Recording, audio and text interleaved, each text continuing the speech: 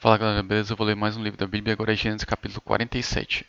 Jacó se estabelece no Egito.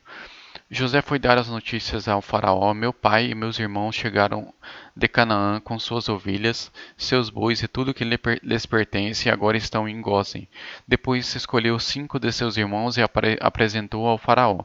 Perguntou-lhes o faraó: em que vocês trabalham? E eles responderam: teus servos são os pastores, como os nossos antepassados. Disseram-lhe ainda: viemos morar aqui por uns tempos, porque a fome é rigorosa em Canaã, e os irmãos dos teus servos não têm pastagem. Agora, por favor, permita que teus servos se estabeleçam em Gósen.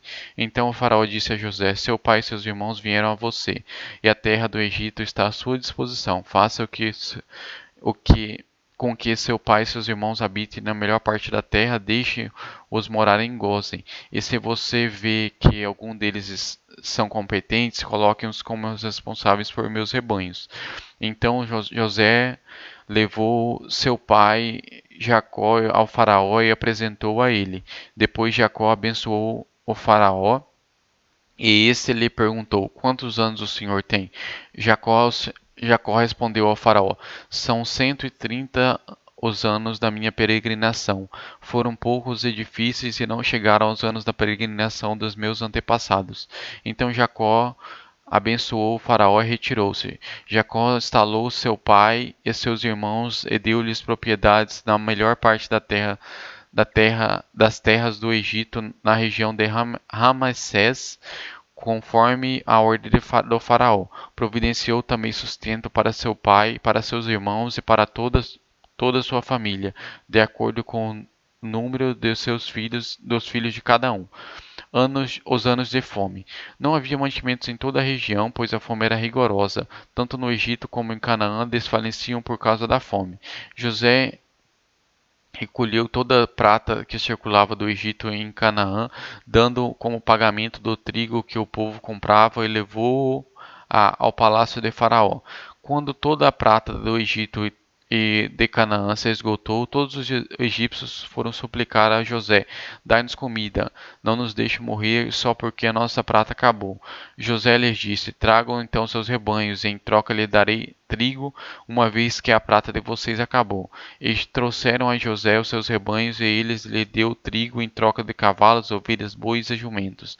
Durante aquele ano inteiro ele sustentou em troca de todos os seus rebanhos. O ano passou, e no ano seguinte voltaram a José, dizendo: não temos como esconder de ti, meu senhor, que uma vez a nossa prata acabou e os nossos rebanhos lhe pertencem. Nada mais nos resta para oferecer a não ser nossos próprios corpos e nossas terras.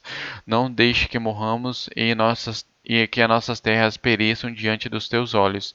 Compre-nos juntamente com as terras em troca do trigo, e nós, com as nossas terras, seremos escravos de Faraó. Dai-nos sementes para que sobrevivamos e não morramos de fome, a fim de que a terra não fique desolada. Assim José comprou todas as terras do Egito para Faraó. Todos os egípcios tiveram que vender seus campos, pois a fome os obrigou a isso. A terra tornou-se propriedade de Faraó.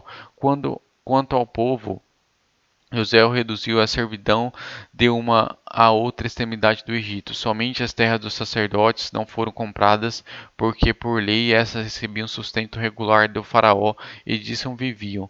Por isso que tiveram de vender Por isso não tiveram que vender suas terras. Então José disse ao povo: ouçam, hoje comprei de vocês e suas terras para Faraó. Aqui estão as sementes para cultivarem a terra. Mas vocês darão o quinto da parte das suas colheitas a Faraó. Os outros 4 quintos ficarão para vocês como sementes para os campos e como alimento para vocês, seus filhos e os que vivem em suas casas. Eles disseram: meu senhor, tu nos salvastes a vida, visto que nos favoreceste, seremos escravos de Faraó.